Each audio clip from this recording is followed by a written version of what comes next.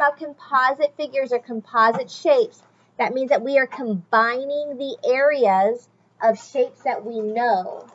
We're combining the area of the shapes that we actually know.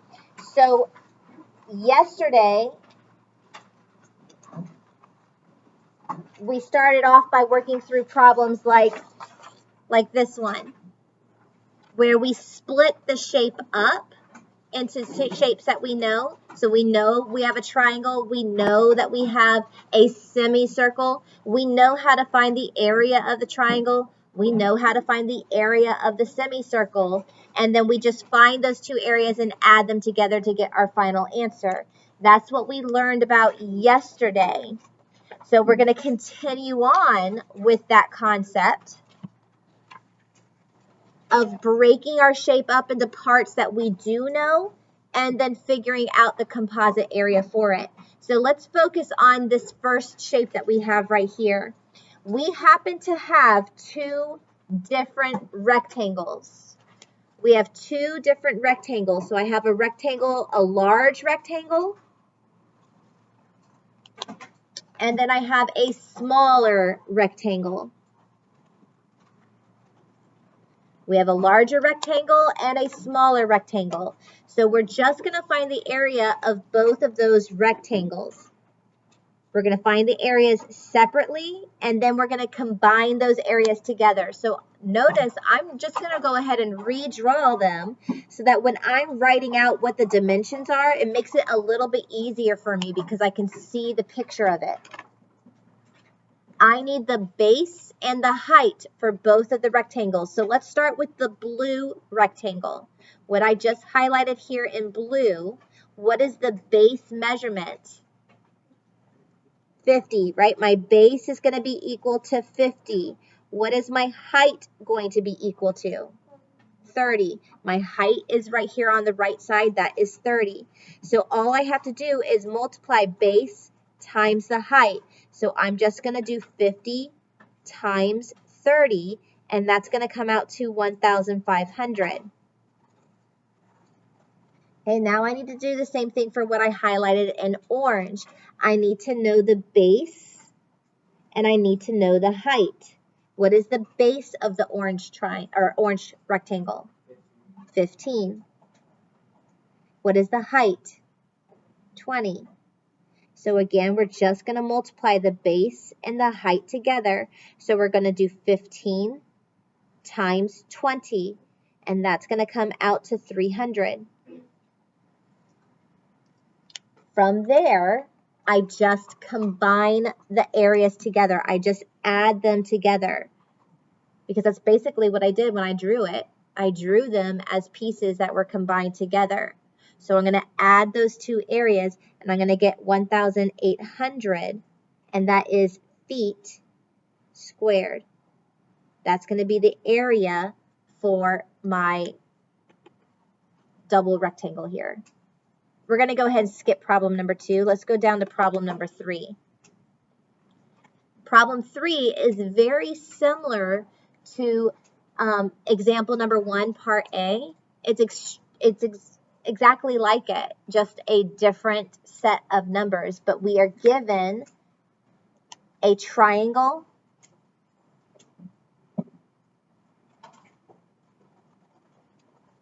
and a semicircle.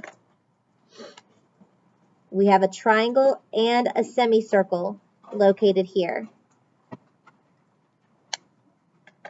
So I just want to redraw those shapes. I'm going to redraw my little triangle here. And remember, for my triangle, I need to know the base, and I also need to know the height. I need to know the base, and I need to know the height for the triangle. What's the base measurement for my triangle going to be? 6. Right? If we look here, it's at 6 inches. What is the height of the triangle? 12. Okay, now remember, for a triangle, we're going to multiply the base times the height. Here, I'll try to zoom in a little bit more so you can see it. We're going to multiply that base and that height together, but then we have to do what? If it's a triangle, what do we have to do, Rowena? divide it by 2. Please don't forget that, guys. That is a big reason that students make mistakes or they get the answer wrong, is because they forget to take half when they're doing the triangle. You have to multiply the base and the height together, and then you have to divide it by 2.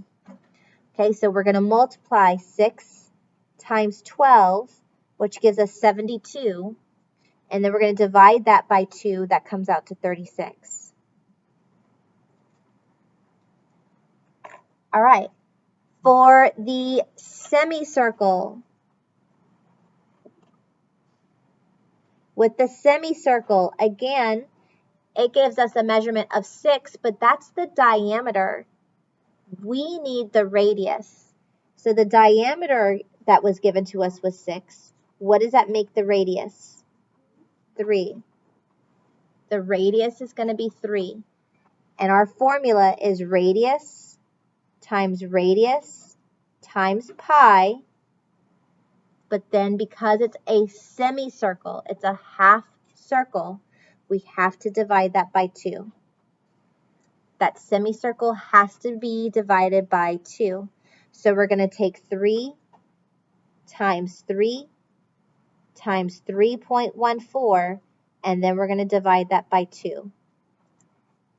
3 times 3.14 comes out to 28.26.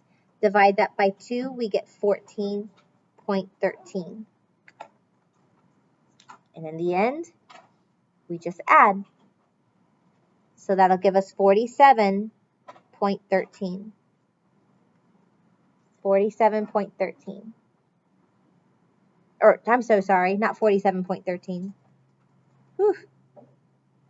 That's going to give us 50.13. And that's inches squared.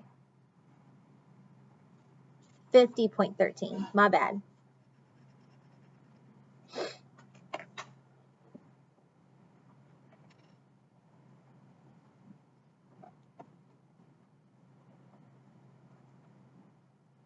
Okay, let's take a look at problem number 4. What shapes do we see here? Somebody raise their hand and tell me one of the shapes that we see here for problem number 4. Yulia? A rectangle. Okay, we have a rectangle right here. So I'm going to draw my rectangle. Mario, what's the base of my rectangle?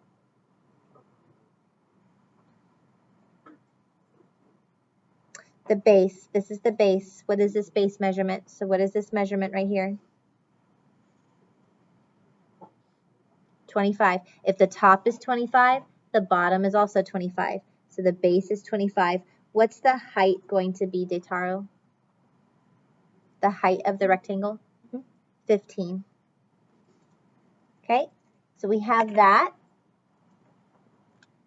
What other shapes do we have? What's another shape that we've got, Allison?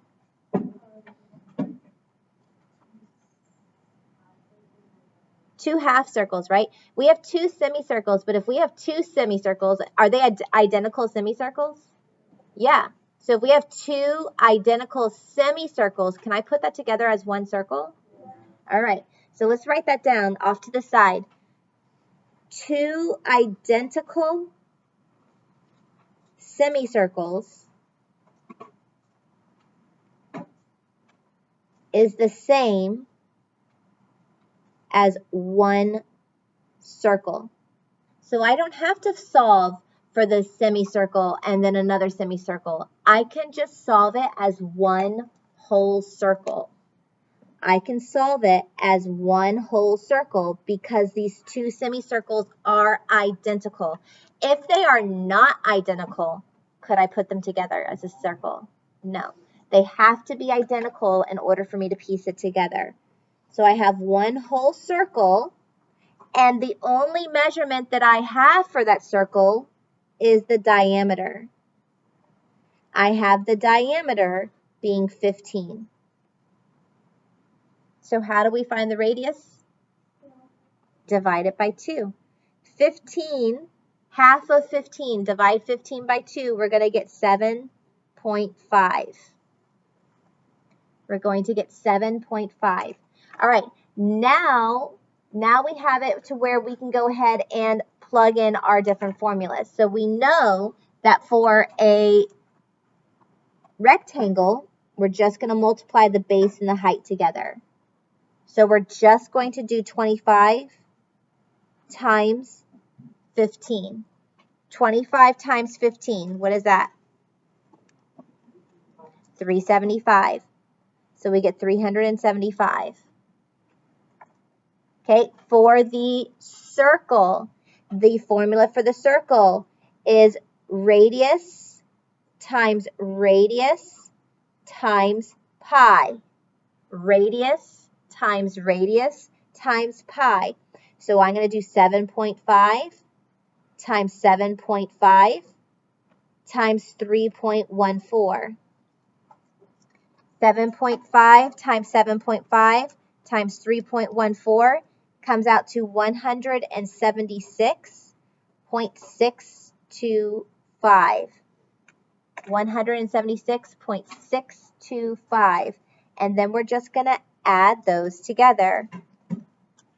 So our final answer for the area is going to be equal to 551.625, and that's feet squared. Okay, I'm not actually answering the question it's asking here, so go ahead and cross that question off. The question's asking something else. I'm just showing you guys right now how to solve for the area.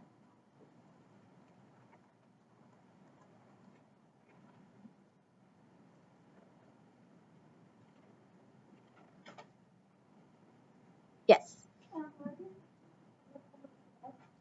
We're not having a test. We're going to have quizzes, but we're not going to have a test. And I don't know what's going to be on the milestones, dear. None of the teachers know what the milestones look like. Okay? Because that's not a test that we will ever get to see. All right. Let's take a look at the next one. Feet squared, yeah.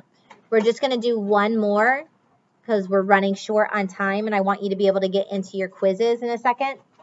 So for here, we have several different parallelograms. We have several different parallelograms. So I'm going to go ahead and highlight them. I have a very long parallelogram that has a base that's equal to 10.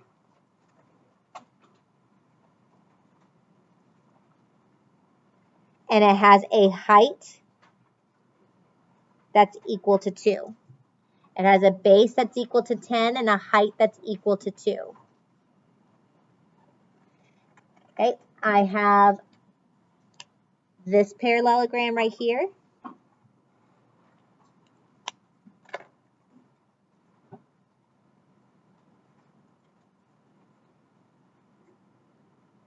It has a base that's equal to 6 and a height that's equal to 2. And then, of course, I have another exact replica of it, but I'll just go ahead and draw it again. We'll pretend it's separate because two parallelograms combined together are still parallelograms, but you can't really combine them. So we have another parallelogram that's identical with a base that's 6 and a height that is 2. Okay, so we're just going to find the area of each of these individually. So for parallelograms, it's just the same thing as a rectangle or as a square. You're just going to do the base times the height. So our base is 10 for the first one, and our height is 2. And what is 10 times 2? 20. Okay, for the one in orange, again, we're just going to do base times height, but this time the base is 6 and the height is 2. What's 6 times 2? 12. And then the green one was identical. It was also a 6 by 2, a 6 for the base and the height of 2, which gave us 12. So then we just add those three values together. We do 20 plus 12, which is going to give us 32. And then 32 plus 12 is going to give us 44. So we have 44 inches squared for our surface area, or I'm sorry, for our composite area.